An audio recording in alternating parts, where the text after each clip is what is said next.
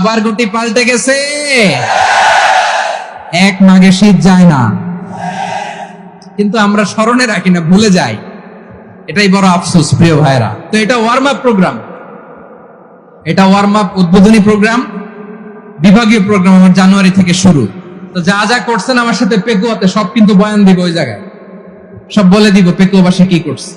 আমি তো ভাবছি পেকুয়ার জেন জি, জেনারেশন জি আমাকে এমন ভাবে রিসিভ করবে, আমার কোনো ব্যাক পেতে হবে না, কষ্ট পেতে হবে না। আমাকে স্মার্টলি তারা স্টেজে রিসিভ করবে, স্মার্টলি তারা সেফ এন্ট্রি সেফ এক্সিট দেবে।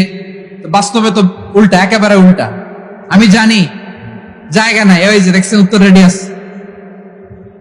আমি জানি যে ধারণ ক্ষমতার অনেক বেশি লোক হয়ে গেছে, এটা আমি জানি। ভালোবাসা কোনো আইন কানুন দিয়ে মাপা যায় না, এটা আমি জানি। এটা যে ভালোবাসার বহিঃপ্রকাশ, এটাও আমি বুঝি।